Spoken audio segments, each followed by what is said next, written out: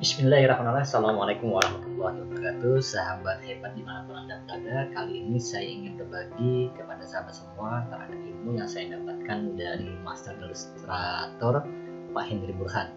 Nah, banyak teman-teman yang terkendala ketika menjalankan program Photoshop ketika ingin mewarnai ilustrasi yang telah dibuat. Nah, langkah yang pertama seperti yang diberikan oleh master kita menggambarkan animasi atau gambar yang kita inginkan. Nah, kebetulan saya sudah menggambarkan gambar pada selembar kertas. Nah, ini gambar yang saya buat pada selembar kertas. Nah, setelah gambar ini selesai, kita tidak perlu memberikan warna dulu ketika menggambar atau kita memberikan asal-asalan, tidak perlu. Nah, yang paling penting adalah di gambar ini tidak ada lagi coretan-coretan atau garis putus-putus. Karena ketika ada garis yang putus-putus, maka akan terkendala pada saat proses pemberian warna nantinya. Nah, ini langkah pertama. Ketika langkah pertama sudah selesai, maka kita lanjut ke langkah berikutnya. Nah, gambar yang telah kita buat pada lembar kertas, kemudian kita foto atau kita scan. Setelah itu, baru kita masukkan ke dalam komputer kita. Nah, seperti ini saya sudah masukkan ke dalam komputer saya. Awalnya di posisi ini, kemudian saya open ke Photoshop. Nah, kemudian inilah tampilannya. Tampilan gambar yang sudah saya buat. Nah, langkah berikutnya adalah kita menyediakan lembar kerja. Lembar kerja. Nah, di sini saya buat namanya ilustrasi. Kemudian pixelnya saya gunakan satuannya adalah pixel 1000 kali 1000. Artinya ini adalah persegi. Kemudian resolusi tetap 72. Nah, kemudian pada background content ini sangat perlu sekali. Ada beberapa pilihan. Ada white, background color, dan transparan. Nah, kalau kita menggunakan white, maka nanti akan terkunci seperti ini nanti. Artinya kalau sudah dikunci, kita harus buka dulu kuncinya. Nah, kita menggunakan transparan saja. Nah, setelah transparan baru kita oke ya. Nah, ini tampilan transparan. Nah, setelah ini sudah tampil di layar kerja kita, maka kita pindahkan gambar yang telah kita buat tadi. Nah, ini saya drag ke bawah, kemudian saya pindahkan ke sini. Nah, ini gambar yang ada di layar kerja saya. Ada dua gambar, yaitu ada dua layar 1 dan layar 2. Layar 1 adalah layar yang transparan dan layar 2 adalah layar yang ada gambarnya. Nah, setelah ini, maka yang perlu kita lakukan berikutnya adalah kita terangkan atau ini saya satukan dulu. Nah, ingin menyatukan berarti gunakan Ctrl E, maka layar 1 dan layar 2 akan menyatu sehingga hanya tinggal layar 2 saja. Nah, tapi ini bisa digerakkan masih ya, karena pada background tadi kita buat itu layarnya transparan, artinya tidak terkunci. Nah, setelah ini baru kita tekan Ctrl L. Nah, Ctrl L ini berfungsi untuk menerangkan, mengurangi, lebih tajam terangnya, menggelapkan. Nah, di sini saya memberikan warna angka sekitar 28 saja. 28. Kemudian ini saya kasih 0,24. Nah, kemudian di sini saya kasih warna sekitar 150. Nah, ini nampak ya warnanya terang sekali, dan garis-garis yang kita buat pada lukisan ini, pada gambar yang telah kita buat, nampak dengan jelas. Nah, ini sudah. Oke, langkah berikutnya adalah kita ingin menjadikan objek kita ini backgroundnya transparan. Nah, langkah yang kita lakukan adalah klik select, kemudian ambil color range. Nah, pada color range ini sangat penting sekali, kita harus memberikan nilai paginess-nya itu antara 160 sampai 164, atau kalau teman-teman mau yang lain silahkan, tapi saya menggunakan 160 atau 164. Nah, di sini kita lihat warnanya. Nah, ini airdrop ini adalah untuk seleksi warna. Nah, misal di sini. Artinya nanti warna-warna putih ini yang akan kita transparankan. Nah, yang paling penting juga ini harus kita klik di seleksi, bukan image ya. Karena kita ingin menyeleksi nantinya. Nah, setelah ini baru kita oke kan. Nah, setelah kita oke kan, nampak di sini gambarnya sudah ada layer garis putus-putus. Ini artinya seleksi. Seleksinya tidak hanya pada background saja, tapi pada objek juga. Nah, kemudian langkah berikutnya adalah kita tekan delete pada tombol keyboard kita. Nah, ketika tekan delete, sudah nampak objek kita yang gambarnya jelas itu warna hitam yang ada garis-garisnya. Sementara gambar garis-garis putus-putus ini adalah masih garis seleksi ya. Oke, untuk menghilangkan garis seleksi kita tekan Ctrl D. Nah, garis seleksinya hilang. Nah, di sini ada noda. Saya ingin menghilangkan noda, bagaimana? Kita ambil saja. Nah, kita hilangkan noda ya. Nodanya sudah hilang. Jadi jika ada noda, teman-teman jangan takut. Nah, sebelum kita mewarnai, kita pastikan dulu apakah gambar kita ini tidak ada yang putus-putus atau ada putus-putus. Nah, untuk memastikan itu harus kita zoom dulu. Nah, karena secara kasat mata seperti ini, kita lihat gambar kita tidak ada putus-putus garis-garisnya. Tapi ketika kita besarkan, ini yang besar nampak garis putus-putus. Bagaimana cara kita menzoomkan atau membesarkan? Tekan Ctrl dengan disertai tanda plus pada keyboard. Nah, sesuaikan. Kita lihat ada enggak garis putus-putusnya. Nah, ini tidak ada ya, garis putus-putus tidak ada. Kemudian sampai ke bawah, mainkan mouse. Nah, juga tidak ada garis putus-putus. Karena ketika ada garis putus-putus akan berefek pada pemberian warna nantinya. Warnanya akan menyebar.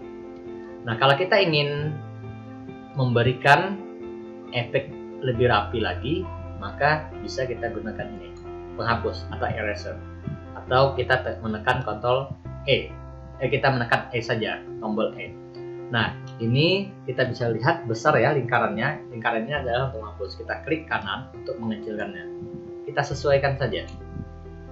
Nah, jadi garis-garis yang terlalu mengganggu kita rapikan. Jadi teman-teman bisa merapikan sebelum memberikan warna. Inilah hebatnya Photoshop. Nah, ini saya rapikan bagian dalamnya. Saya rapikan bagian dalamnya. Jangan takut ketika salah, bisa Ctrl Z saja. Itu untuk satu kali saja. Ctrl Z. Nah, kalau berkali-kali bisa tekan ini, Edit Step Backward. Nah, oke. Ini kita dalam tahap merapikan garis-garisnya.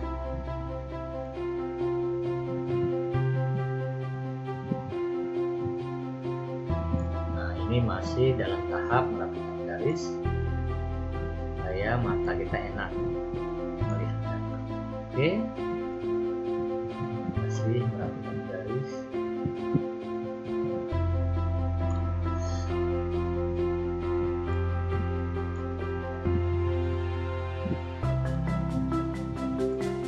Jadi teman-teman jangan takut ketika garis tidak rapi, menggunakan Photoshop itu kita bisa merapikan.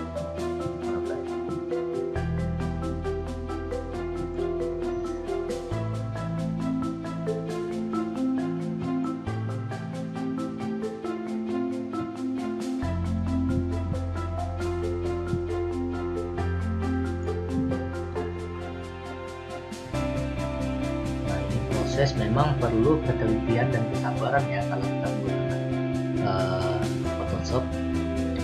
Artinya kalau ini hasil yang lebih bagus, maka memang perlu kesabaran dan ketelitian. Jadi tidak ada sesuatu itu secara instan kita dapatkan. Nah, maka Photoshop ini sebenarnya harus memang belajar. Artinya tidak seperti aplikasi-aplikasi di Android yang mudah langsung kita terapkan. Nah, kalau Photoshop kita harus tahu dasar-dasar dulu. Ini yang paling penting buat teman-teman yang ingin menggeluti dan memahami Photoshop. Untuk membesarkan ini memang perlu. Kenapa? Karena kita akan memperhatikan secara detail gambar kita bagus atau tidak. sudah.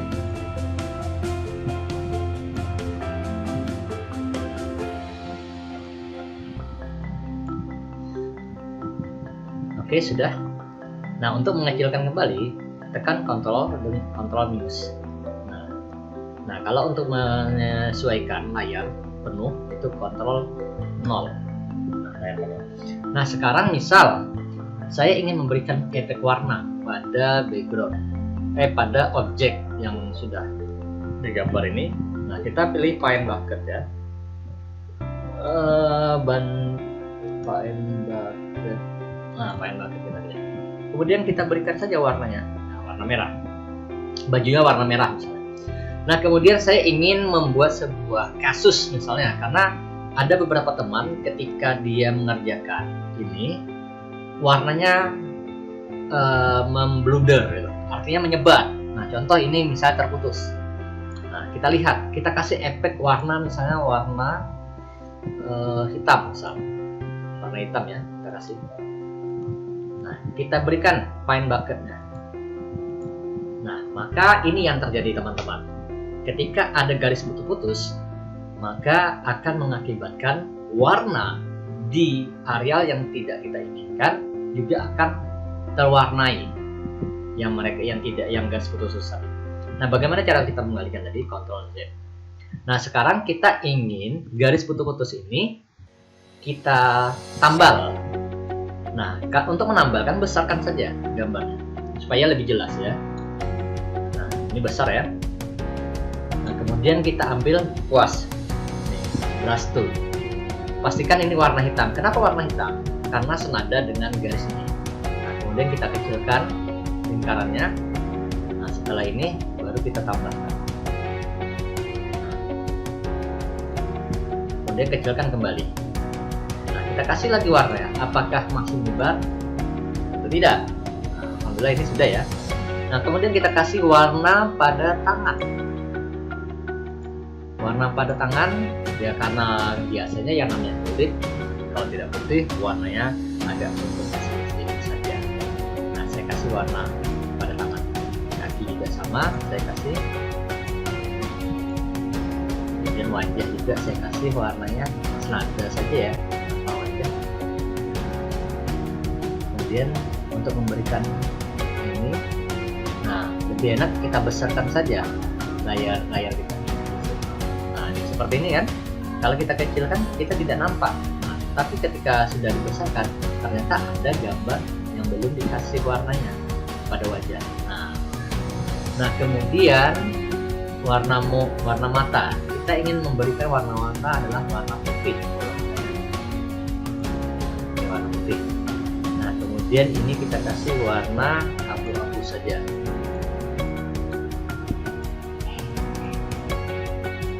Kita sesuaikan warna ya.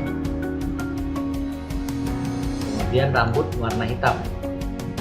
Nah, perubahan warna bisa kita lihat ya di sini, perubahan warnanya.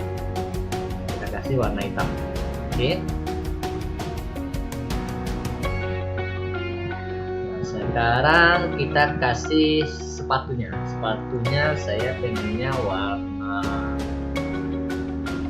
kalau merah sudah, hitam saja saya kasih sepatu.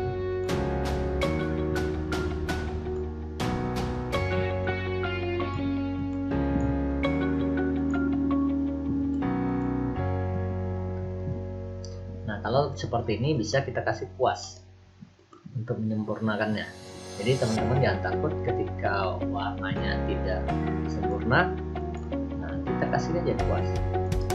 Jangan khawatir, Photoshop menyediakan fasilitas yang mewah bagi kita semua untuk bisa berkreasi dengan sebaik-baiknya. Nah, kita penuhkan.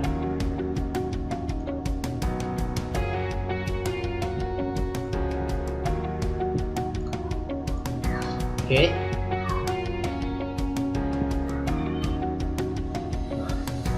Oke, sekarang sudah. Nah, sekarang kita ingin memberikan background. Nah, bagaimana cara kita memberikan background? Nah, background ini bisa saja teman-teman ambil dari Google. Kita ambil dari Google saja. Nah, misal saya ambil dari Google.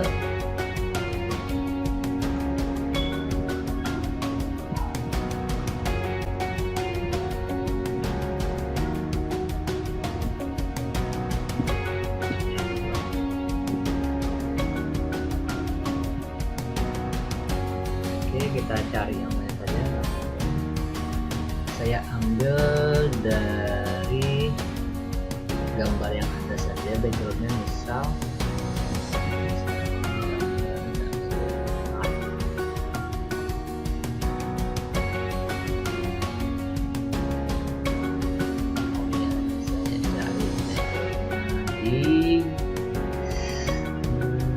dulu pernah simpan di mana ya, OneDrive dan gambar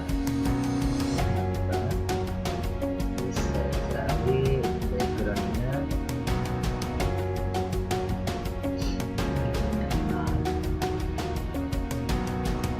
saja. Nah, kemudian kita drag, kita pindahkan ke area kerja kita tadi. Nah, di sini kita bisa melihat ada dua layar 2 dan layar 3.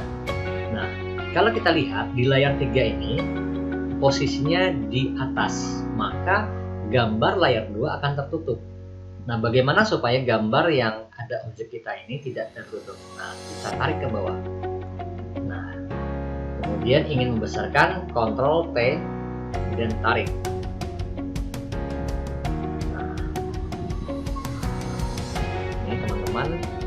Jadi artinya sangat gampang sekali. Nah, kemudian kalau ini warna biru berarti ini aktif, artinya bisa pindah-pindah. Kita sesuaikan saja posisinya di mana yang tepat.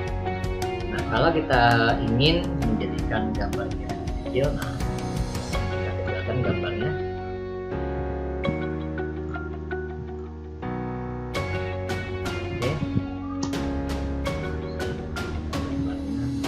Kemudian saya ingin memberikan efek pada gambar tersebut, boleh di offset, lalu saya kasih drop 1.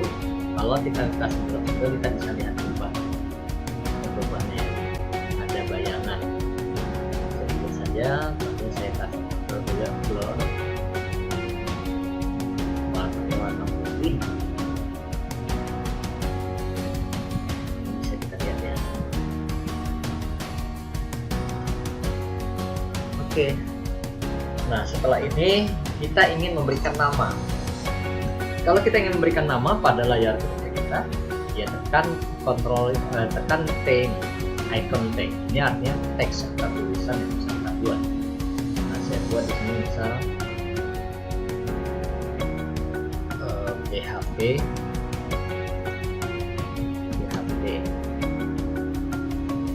Misalnya kecil sekali. Ctrl T, kita besarkan tulisannya.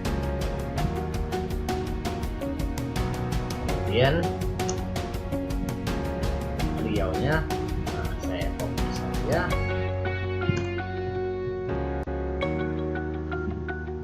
Jadi teman-teman tidak usah takut untuk berkreativitas dengan Photoshop, karena Photoshop memang memberikan kesempatan kepada kita semua bisa belajar lebih baik lagi dalam hal desain. Nah, ini bisa jadi watermark kita, misal kita kecilkan, kita letak di atas posisinya. Kemudian kita transparankan, titiknya kita atur. Nah, seperti itu. Nah, kalau kita mau memberikan watermark yang lain juga bisa, ini seperti ini. Kebetulan saya ada buat watermark sendiri. Nah, ini saya pindahkan ke sini misal.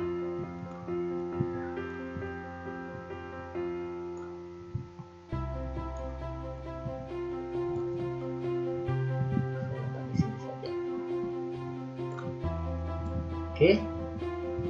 Nah, artinya ini sudah. Nah, setelah ini berarti sudah selesai tugas kita. Nah, bagaimana cara kita menyimpannya? Untuk menyimpannya, nah ini kita bisa tekan file, kemudian save, karena awalnya belum disimpan, berarti kita save saja.